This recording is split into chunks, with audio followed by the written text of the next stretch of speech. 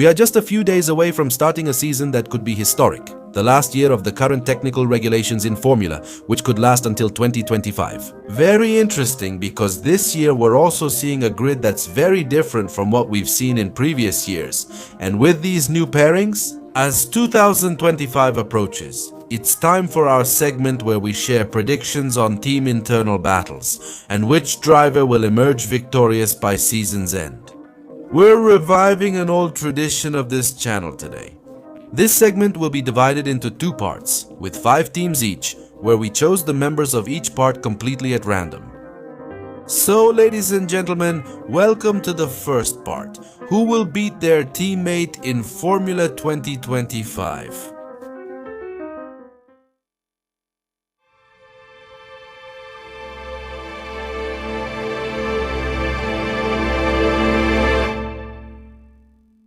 Alpine is a team that will have a lot of eyes on them in 2025, especially from one country in particular in Latin America, which is eager to see what happens with the duo that the French team has this season. The French have been showing a lot of improvement after a bad start in 2024. This year, they switched the driver, and Dujan is now a rookie. He will make his full-time debut alongside Pierre Gasly, now the team's leader after Esteban Ocon's departure. On one hand, we have Pierre Gasly, who will be their third athlete. And I believe that today he is one of the most underrated drivers in the Grand Circus. During these years, and especially since he arrived, Alpine has shown a lot of consistency and speed to be able to stand firm with a tough driver at the wheel, like Esteban Ocon. And now, with the mission to lead this team, the strength of the French driver can start to be noticed much more. He just needs to show the skills he's displayed in recent years. And with much less pressure from the other side of his garage, he has adaptation, he has a lot of pace, and he is very consistent. And this year, Alpine is expected to be fighting to lead the midfield. And with his experience and everything he has been achieving in recent years, he has everything it takes to accomplish that mission. Dujan is in a tough spot in Formula, and by now, everyone knows about the pressure from hiring Franco Colapinto as reserve driver. Considering how he was signed last year and the rumors his contract covers only a few races, they are making the pressure monumental for a kid who is just about to have his second Grand Prix in Formula, regardless of the pressure he's under. At least I've seen that he has some interesting flashes, but they're not consistent and not due to natural speed. It's more of the same as with some other guys who really don't stand out much. Some interesting sparks, but without much solidity shown in lower categories. And in the spotlight, we're talking about him competing against an already established driver, and taking into account all the pressure he's under and the uncertainty about whether he'll finish the season, the outlook doesn't seem encouraging at all. Although of course this could also be a good opportunity for Dujan. If the guy shows that, with all that pressure, he has pace, consistency, speed, and can at least be close to Pierre Gasly, well, I don't even need to tell you what could happen then. If he beats him, it will greatly boost his confidence and development as a driver and help secure his Formula 1 seat. But if you put all this on a scale, a guy under a lot of pressure is still a rookie. Against an experienced, underrated driver, my prediction is easy. Pierre Gasly will be the winner of this duel, and considering that last year's equipment will be better than what he had last year, I have no doubt that we'll see performances like those at the end of last year and from Dujan again. Few people would want to be in this kid's position for his debut. We'll see if he handles the pressure unscathed, or if it turns out to be true that in 5 races we'll see a new face. The grid of the Grand Circus. If there's one thing the preseason made clear, it's that the back of the grid has a name and surname. Stake Sauber, which next year will become Audi, but the preparations have already been underway for some time. One change was replacing the duo of Juan Yucho and Valtteri Bottas with experienced Nico Hulkenberg and young Gabriel Bortoletto. However, this year's circumstances will be tough for both, as Sauber isn't expected to consistently fight for points. Achieving this will take chaotic races and some luck for a driver, though both have strong profiles. Nico Hulkenberg is a seasoned veteran who returned to Formula and has repeatedly proven he can lead a team with strong speed, as seen at Haas, where he outperformed his former teammate. The promise of working with a manufacturer like Audi enticed him to leave the Americans, who held him in high regard. On the other hand, there's a talented young Brazilian who has won Formula 3 and 2. Is this another rookie sensation like Oscar Piastri or George Russell? Showing speed, consistency, and a lot of talent, which made Sauber take notice and offer him a seat. Although many experienced drivers are available, both still find themselves in the same situation. A team they don't know, with a car that has little potential and where scoring points will be extremely difficult. In those cases, it's often a toss-up who will beat their teammate. You could beat him in every qualifying session, dominate, and always finish ahead of the other driver. But if in the end, by a stroke of luck, the driver you've been beating ends up getting the points, it's very hard to turn it around. And if not, just ask Valtteri Bottas last year. In that context, it's hard to predict a winner, but an experienced driver usually has more chances to take advantage of strokes of luck. When it comes to natural speed, he inspires confidence, the cards of Bortoletto. And once he adapts to his car and can bring out that speed on a chaotic circuit weekend, it could be the place where he has those opportunities to score points. And look, I'll say it again, these predictions tend to be very random when the teams aren't able to fight for points. But this time I'll go with Gabriel Bortoletto, who really stood out for his natural speed and quick adaptation. I think he'll win this battle, and if he does, defeating a veteran like Hulk in the Formula paddock would be impactful. The Racing Bulls is another team debuting a duo in this 2025. They are keeping the Japanese driver Yuki Tsunoda for another year, for the 5th consecutive year. But on the other side of the garage comes another rookie we'll have this year, the Franco-Algerian Isaac Hadjar, who will make his debut as a full-time driver this season. Giving us a pretty interesting duel to analyze, since on one hand, it's understood that the Racing Bulls won't be regular contenders for points, at least in the first part of the season. They're expected to be among the teams at the back, but Yuki Tsunoda has been in that position for a while. And even so, he has managed to respond very well, especially in recent years. He's defeated every teammate they've matched him with, including Nick de Vries, Daniel Ricciardo, and Liam Lawson, referring to Yuki. His ability to get the most out of the car stands out, and in recent years, he has also managed to adapt perfectly. And that's something his teammates haven't been able to do over the last couple of years. And it's there, right there, where Tsunoda has been able to outperform them. He has been the only one capable of squeezing the car to the maximum and maximizing the results and obviously the opportunities to score points. Hadjar faces the tough challenge of adapting to the single-seater as a rookie and then maximizing its potential.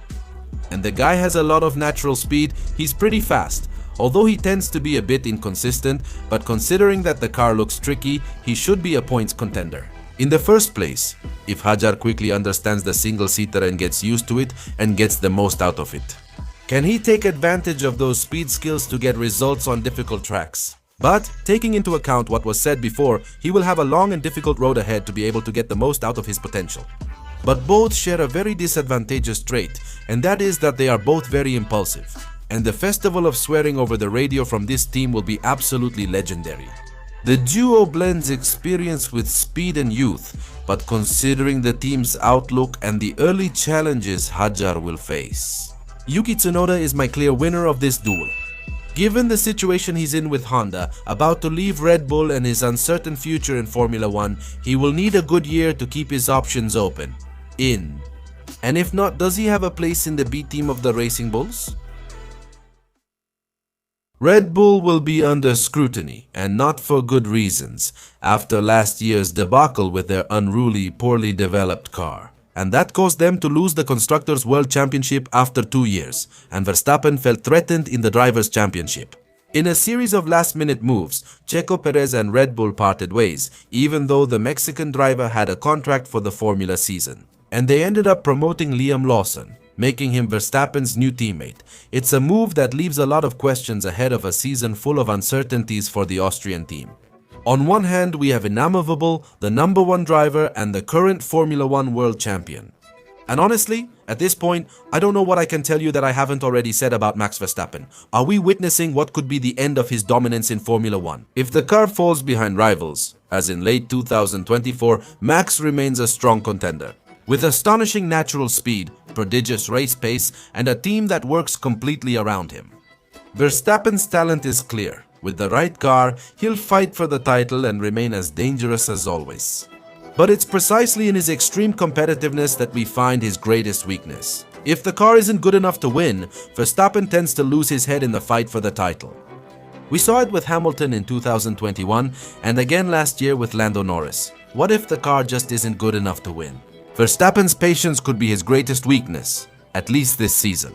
2025. So it will be very important to see how Red Bull has worked to solve the problems of the Red Bull 21.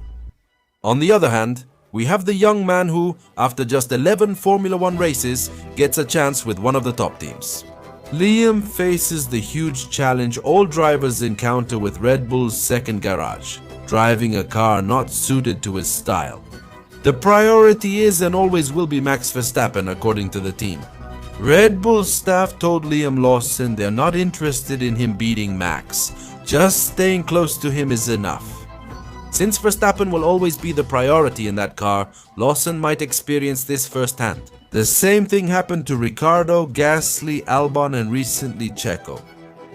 The main advantage I see with Liam Lawson over other drivers is that, being new to Formula 1, he can adapt his driving style to the car, like Verstappen. That way, he can try to suffer less than his predecessors did, something that Gasly and Albon couldn't manage. So even though he has that so-called advantage, it's not going to be easy at all. And what if the guy faces the same problems that every number 2 driver has gone through since Max Verstappen joined the team? Is the same cycle going to happen again? They'll drop him from Red Bull and bring up another driver to burn out, and the cycle will repeat itself completely because that's Red Bull's way of working. Everything favors the number 1, so adapt as the number 2 driver. With that situation, unless something extraordinary happens, it's impossible for Liam Lawson to beat Verstappen, so it's clear and pretty obvious that the winner of this duel will be Max Verstappen. Here I think the question isn't who is going to win, but whether Lawson will at least be able to stay behind Verstappen. Can Red Bull provide Max with the right tools to compete for the 2025 title and win his 5th championship? Because if Max doesn't have a car to win, he could even leave by 2026 and Red Bull would be in very serious trouble. For the first time in years, McLaren enters the season's first race as clear favorites. After ending 2024 as Constructors' Champions with the best single-seater, the team now enters this year's preseason as the one everyone fears most heading into the season.